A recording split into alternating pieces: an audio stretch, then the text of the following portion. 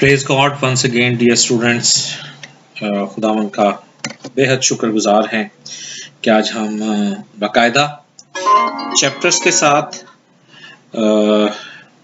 مرکز کی انجیل کو پڑھیں گے۔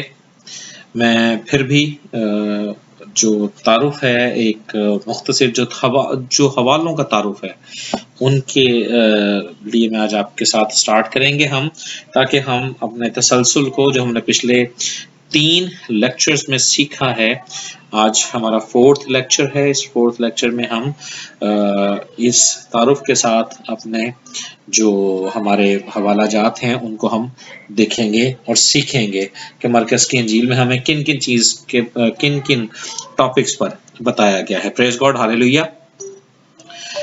ڈیئر اسٹوڈنٹس، ہم دیکھتے ہیں مرکز کی معرفت انجیل اس بیان سے شروع ہوتی ہے کہ یسوع مسیح ابن خدا کی خوشخبری کا شروع ہے۔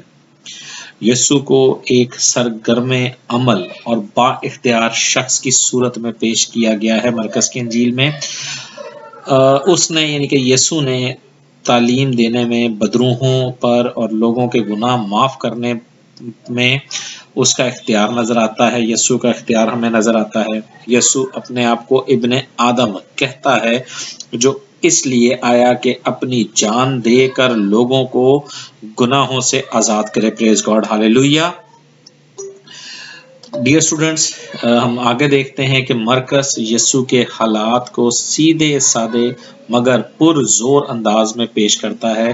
وہ یسوع کے کلام اور اس کی تعلیم کی نسبت اس کے کاموں پر زیادہ زور دیتا ہے۔ وہ یوحنا بپتسمہ دینے والے کا یسوع کے بپتسمہ اور آزمائش کا مختصر ذکر ہمیں مرکز کی انجیل میں ملتا ہے۔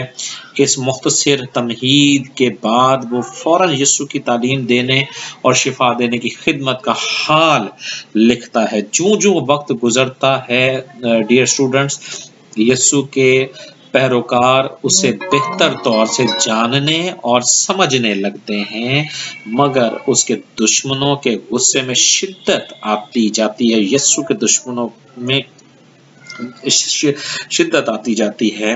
آخری جو ابواب ہیں یسوع کی زمینی زندگی کے آخری ہفتے کے واقعات درج ہیں، خاص طور پر اس کی تصلب اور قیامت، جی اٹھنے کے واقعات درج ہیں۔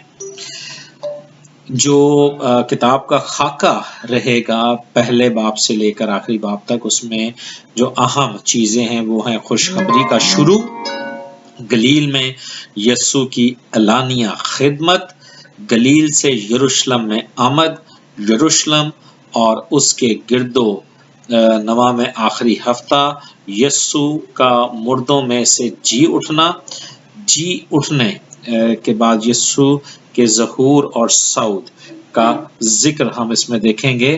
سو ڈیئر اسٹوڈنٹس، ضرور آپ اپنی جو پینس ہیں، کاپیز ہیں، آپ ان کو ضرور پریپیئر رکھیں تاکہ آپ یہ ساری چیزیں ساتھ ساتھ نوٹ کرتے جائیں، تاکہ جب آپ کو اسائنمنٹ ملے تو آپ اس اسائنمنٹ کو بہتر طریقے سے ان کے آنسر دے سکیں۔ God bless you, hallelujah. اس کے ساتھ ڈیئر اسٹوڈنٹس، ہم دیکھتے ہیں کہ پہلا جو چیپٹر ہے، پہلے چیپٹر میں ہمیں یوحنا بپتسمہ دینے والے کی منادی، آج ہم 5 چیپٹر دیکھیں گے۔ شروع کے جو 5 چیپٹر ہیں ان پر ہم آج بات کریں گے۔ ڈیئر اسٹوڈنٹس، پہلے 5 ابواب میں ہم دیکھیں گے جو اہم کام یسوع مسیح کے رہے، اس میں یا یسوع مسیح کی زندگی کے حوالے سے رہے، جو یروشلم میں اور گلیل میں یسوع مسیح کی خدمت کے دوران رہے۔ تو اس میں سب سے پہلے ہم دیکھتے ہیں کہ یوحنا بپتسمہ دینے والے کی منادی، جس میں وہ یسوع مسیح کے آنے کا بیان کرتا ہے، اور وہ یشعیاہ نبی کی جو معرفت کلام دیا گیا ہے اس کا وہ بیان کرتا ہے کہ دیکھ میں اپنا یشعیاہ نبی کہ بزرگ یشعیاہ نبی کتاب میں لکھا ہے کہ دیکھ میں اپنا پیغمبر تیرے آگے بھیجتا ہوں، جو تیری راہ तैयार करेगा। बियाबान में पुकारने वाले की आवाज आती है, खुदा की राह तैयार करो, उसके रास्ते सीधे बनाओ।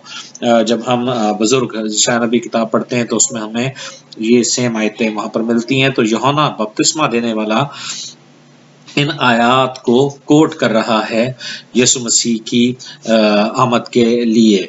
और उसके बाद जब यीशु का बपतिस्मा और यीशु मसीह की आजमाइश का वक्त शुरू होता है, जब यूहन्ना यीशु मसीह को बपतिस्मा दे देता है, तो उसके बाद यीशु मसीह का बपतिस्मा और उस यीशु मसीह की आजमाइश का जिक्र है पहले बाब में। डियर स्टूडेंट्स, उसके बाद यीशु 4 माहीगीरों को बुलाता है। जैसा कि हमें पता है कि शमाउन का भाई अंद्रियास झील में जब जाल डाल रहे थे, तो उस वक्त यीशु मसीह ने उनको बुलाया और जब्दी का बेटा याकूब और उसका भाई यूहन्ना को कश्ती में वो जालों की मरम्मत करते हुए देखा, तो उन सबको यीशु ने बुला लिया, चारों को, और वो वहीं पर अपना सब कुछ छोड़कर यीशु के पीछे हो लिए। और पहले ही चैप्टर में हम देखते हैं कि यीशु एक बदरू गिरफ्तार आदमी को कफरनहूम में दाखिले से पहले वो बदरू गिरफ्तार आदमी को शिफा देता है, झड़कता है। और वो बदरू हैं जो है ना, वो ये बात कहकर निकलती हैं कि हाँ, तो खुदा का बेटा है। और यीशु उसके बाद फिर बहुत से लोगों को शिफा देता है। यीशु डियर स्टूडेंट्स, उसके बाद हम देखते हैं 35 वर्ष में कि यीशु की गलील में जो मुनादी रही, जो गलील में खिदमत है, उसके बारे में हम देखते हैं। फिर यीशु एक कोढ़ी को शिफा देता है। उसके बाद हम जब सेकंड चैप्टर में एंटर होते हैं तो यीशु का जो एक मफलूज को शिफा देता है। और उसके बाद यीशु जो है ना, वो लावी को बुलाता है ताकि वो यीशु के पीछे हो ले। और उसके बाद फिर यीशु ने रोजे के बारे में जब सवाल किया, तो यीशु अपने जो रसूल हैं, जो यीशु के जो शागिर्द थे, उनको यीशु रोजे के बारे में जो सवाल हुआ उसके बारे में यीशु उनको जवाब देता है। ये अहम जो चीज़ें हैं वो मैं आपके साथ शेयर कर रहा हूँ। हालेलुया। डियर स्टूडेंट्स, फिर सब्बत के बारे में सवाल है, और आज तक सब्बत के बारे में लोग सवाल करते हैं। तो हमारे लिए बड़ा अच्छा मौका होगा कि हम इस टॉपिक को हम पढ़ें। हम जब मरकज़ की इंजील को पढ़ें तो हमें पता होगा कि सब्बत के बारे में सवाल किया गया, तो उस वक्त यीशु ने क्या जवाब दिया है। और फिर एक शख्स को शिफा दी जिसका हाथ सूखा हुआ था। ये मौजज़ात यीशु के हम लोग देखेंगे मरकज़ की इंजील में। फिर झील के किनारे एक बहुत बड़ी भीड़ इकट्ठी हो गई और वहाँ पर भी यीशु की मुनादी रही। यरूशलेम और यरदन के पार जाते हुए ये सब वाक़यात हुए। और डियर स्टूडेंट्स, इसमें जो अहम चीज़ आती है वो आती है 12 रसूलों को यीशु अपने लिए चुनते हैं। यीशु ने 12 रसूलों को अपने लिए चुना, और ये ज़रूर अपने बच्चों को भी ज़रूर, अपने प्यार करने वालों को इनके नाम बताएं कि कौन कौन से 12 रसूल हैं। और इसमें फिर यीशु को मिलाया जाता है कि वो बाल्ज़बूल की मदद से बुजुर्गों को निकालता है। अब यहाँ पर यीशु पर इल्ज़ाम भी लगे, यानी कि यीशु की मुनादी शुरू हुई तो यहाँ पर यीशु पर इल्ज़ाम लगा कि वो बाल्ज़बूल की मदद से भी काम लेता है। डियर स्टूडेंट्स, हम थर्ड चैप्टर में ही हम देखते हैं कि यीशु जब मुनादी कर रहे होते हैं तो यीशु की माँ और भाई यीशु को मिलने आते हैं, और वो उनसे मिलने से इनकार करता है, क्योंकि वो कहता है कि जो मेरी बात सुन रहे हैं वो ही मेरे भाई बहन माँ बाप हैं। जो मेरे बाप तो नहीं, खैर मैं यहाँ पे जिक्र कर रहा हूँ, यीशु ने कहा कि वो ही मेरे भाई बहन हैं जो मेरी बात को सुनते हैं। हालेलुया। اور ڈیئر اسٹوڈنٹس پھر ہم بیج بونے والے کی چوتھے چیپٹر میں ہم دیکھتے ہیں بیج بونے والے کی تمثیل یسوع مسیح نے دی، اور میں نے ابھی گزشتہ روز اس پر ایک لیکچر دیا جو کہ بہت بلیسفل لیکچر رہا. بہت سے لوگوں نے جب وہ سنا تو انہوں نے کہا کہ ہم نے بہت دفعہ اس لیکچر کو سنا ہے، ہم نے اس کلام کو سنا ہے، مگر آج ایک نئے ڈھنگ سے ہم نے نئے مکاشفہ کے ساتھ اس کلام کو سنا ہے. تو آپ ضرور یوٹیوب پر اس کو آپ سن سکتے ہیں، فالو کرنا چاہیں تو آپ ضرور یوٹیوب پر اس کو سنیں، بیج بونے والے کی جو مثال ہے، کیونکہ اس میں بہت اور گہرے مکاشفات کے ساتھ خداوند نے جب مجھے یہ کلام دیا تو میں نے خداوند کے پاک روح کی ہدایت سے گزشتہ ہفتے میں اس کلام کو بہت سے لوگوں کے ساتھ شیئر کیا. یوٹیوب پہ موجود ہے، آپ ضرور اس کو سن سکتے ہیں اپنی مزید رہنمائی کے لیے. پریز گاڈ. اور ڈیئر اسٹوڈنٹس، ہم خداوند کے فضل سے بہت سی چیزیں جو خداوند ہمیں، جب ہم روح میں خداوند کے ساتھ کام کرتے ہیں، سچائی کے ساتھ کام کرتے ہیں، تو خداوند عجیب طریقے سے معجزات کرتا ہے. ہاللیلویہ ہاللیلویہ ہاللیلویہ. ہم آگے چلیں گے تو یسوع نے جب تمثیلوں میں بات کر رہا تھا تو وہاں پہ سوال ہوا کہ تمثیلوں میں بات کرنے کا یسوع نے مقصد بتایا کہ یسوع تمثیلوں میں کیوں بات کرتا ہے. پھر یسوع نے ان کو وہ تمثیلوں میں بات کرنے کا مقصد سمجھاتے ہوئے یسوع نے ان کو بیج بونے والے کی مثال کو بھی ایکسپلین کیا. پھر یسوع نے چراغ دان کی مثال دی کہ پیمانے کو چراغ جلا کر ہم پیمانے کے اوپر رکھتے ہیں، اور اس کی ایک جو ہے نا یسوع نے بھید کھولا. پھر اگنے بڑھنے والے بیج کی تمثیل یسوع مسیح نے اس چیپٹر میں دی، اور رائی کے دانے کے لیے یسوع نے تمثیل دی. میں نے منسٹری سٹارٹ کی ڈیئر اسٹوڈنٹس، تو اس ٹائم میں نے جب رائی کا دانہ دیکھا تو آئی واز سو سرپرائزڈ کہ اتنا چھوٹا دانے میں خداوند نے اتنا بڑا بھید چھپا کے رکھا ہوا ہے، اور کہاں رائی کا دانہ اور کہاں پہاڑ.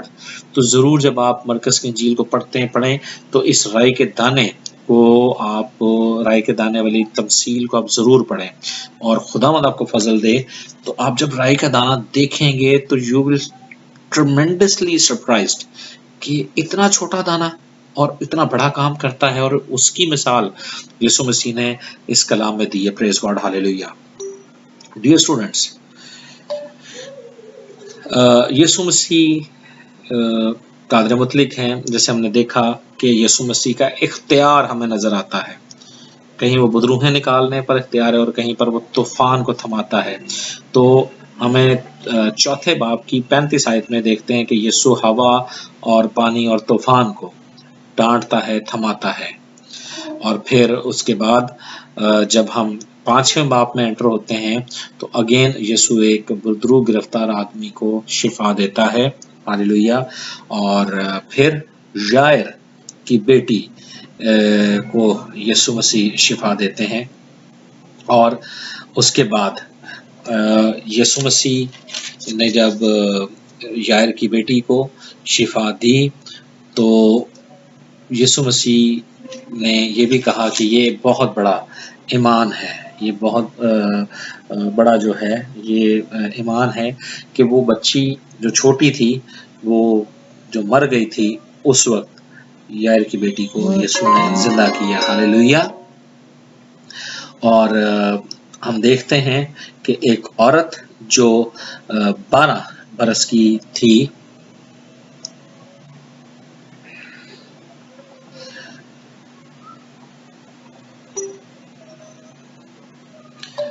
ڈیئر اسٹوڈنٹ میں یہاں پر تھوڑا سا آپ کو ایکسپلین کر دوں کہ یائر کی بیٹی جو بیمار تھی وہ اچھی ہوئی اور وہ مرنے کے نزدیک تھی اور اس کو یسوع نے اچھا کیا. اس کے بعد ہم دیکھتے ہیں 12 برس کی عورت جو کہ 12 برس سے ایک بیماری میں خواتین کے جو پوشیدہ امراض ہوتے ہیں ان میں مبتلا تھی، اور وہ بہت جو ہے وہ کرب میں تھی. تو جب یسوع مسیح کو چھوہا تو اس وقت وہ انتہائی اس نے شفا پائی. میں نے یہاں پر ایک لفظ استعمال کیا ہے. آج میں آپ کو اس ٹیچنگ میں ایک خاص چیز بتانا چاہتا ہوں. میں آج اس ٹیچنگ میں خاص چیز آپ کو بتانا چاہتا ہوں، اور وہ خاص چیز کیا ہے؟ یہاں پر ایک 12 برس کی عورت بیمار ہے، پوشیدہ امراض میں مبتلا ہے، اور وہ چھو رہی ہے شافی کو. وہ چھو رہی ہے شافی کو شفا لینے کے لیے، اور اس کو شفا ملی.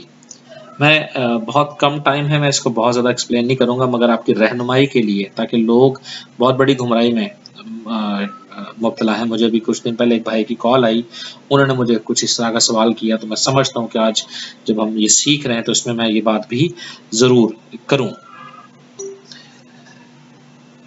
ڈیئر اسٹوڈنٹس، یاد رکھیں، آپ کسی بھی حالت میں ہیں، وہ مرد ہے، وہ خاتون ہے، اگر وہ کسی بھی طرح سے ناپاکی کی حالت میں ہے، ہم فضل کے دور میں ہیں. ہم یسوع کو چھو سکتے ہیں ایمان سے، ہم دعا کر سکتے ہیں. اس ناپاکی کی حالت میں بھی ہم دعا کر سکتے ہیں، ہم کلام پڑھ سکتے ہیں. خدا ہماری ناپاکی کو دور کرے گا. وہ دل پہ نظر کرتا ہے. لوگ یہ کہتے ہیں کہ اگر کوئی شخص ناپاک ہے، خواہ وہ مرد ہے خواہ وہ عورت ہے، تو وہ اپنے ناپاکی کے دنوں میں دعا نہیں کر سکتا، کلام نہیں پڑھ سکتا. یہ بہت بڑی گمراہی ہے. اس گمراہی سے خود بھی نکلیں، دوسروں کو بھی نکالیں. یہ بہت بڑی مثال، 12 برس کی عورت ناپاکی کی حالت میں یسوع کو چھوہا ایمان سے اور پاک ہو گئی. آپ آج اگر کسی بھی طرح سے ناپاکی کی حالت میں ہیں اور آپ دعا کرنا چاہتے ہیں، یسوع کے پاس جانا چاہتے ہیں، آپ گھٹنوں کے پل ہوں، دعا کریں، اور خداوند آپ پر فضل کرے گا. پریز گاڈ، ہالےلویا. ڈیئر اسٹوڈنٹس، ہم بالکل لاسٹ ٹاپک پر آتے ہیں، اور کیونکہ ضرورت تھی آج ان باتوں کی کرنے کی، کیونکہ خداوند نے جب بات کی تو میں نے ان چیزوں پر بھی روشنی ڈالنا مناسب جانا. تو ہم جب یہاں پر یہ ساری چیزوں کو دیکھ رہے ہیں تو بالکل آخری جو 5ویں باب کا جو آخری حصہ ہے، اس میں یسوع ایک لڑکی کو زندہ کرتا ہے. یسوع کو لے جایا جاتا ہے، اور وہاں پر یسوع اپنے ساتھ پطرس، یعقوب اور یوحنا کو ساتھ لے کے جاتا ہے، اور وہ اس کو شفا مل جاتی ہے. اور یہ وہی لڑکی ہے جو بیمار تھی. یہ وہی لڑکی ہے جو بیمار تھی، اور یسوع نے اس کو شفا دی، یعنی کہ یائر کی بیٹی. تو کیونکہ یہ حوالہ، یہ چیپٹر اس طرح سے ترتیب دیا گیا ہے کہ پہلے لکھا ہوا ہے کہ وہ بیمار تھی، مرنے کے قریب تھی، اور پھر 12 برس کی عورت کی بیماری کا ذکر آیا، اور اس کے بعد آخری آیات میں یسوع نے جب اس کو شفا دی تو یہ وہی جو سردار تھا، اس کی بیٹی کو یسوع نے زندہ کیا. سو خداوند ہم سب کو جو ہے وہ ان سارے حوالوں میں کو سمجھنے کی توفیق دے، پڑھنے کی توفیق دے. میں اپنی اس بات کو دوبارہ آپ کے ساتھ دہرائے دیتا ہوں کہ پہلے ایک ہی چیپٹر میں پہلے یائر کی بیٹی کو شفا دی ہے، پھر سردار جو عبادت خانے کا جو سردار ہے اس کی بیٹی کو زندہ کیا ہے. تو اکثر لوگ دونوں واقعات، یہ 2 واقعات ہیں جس کو ایک ہی سمجھتے ہیں. تو میں نے اس لیے زیادہ اس کو آپ کو مزید اس میں ایکسپلین کیا ہے کہ یائر کی بیٹی بیمار تھی، اس کو شفا ملی، اور سردار جو عبادت خانے کا سردار تھا اس کو اس کی بیٹی کو خداوند نے یسوع نے زندہ کیا. So thank you so much dear students, آج کی اس ساری کلاس کے لیے، آج کے ان سارے پیغامات کے لیے جو خداوند نے اپنی پاک مرضی سے ہم تک پہنچائے، خداوند کے روح نے. آپ ان کو ضرور پین ڈاؤن کریں، ان حوالوں کو آپ پڑھیں تاکہ خداوند ہمیں برکت دے. گاڈ بلیس یو، اور ہم اس کتاب کو گہرے طور سے سیکھ سکیں. Thank you so much. God bless you all.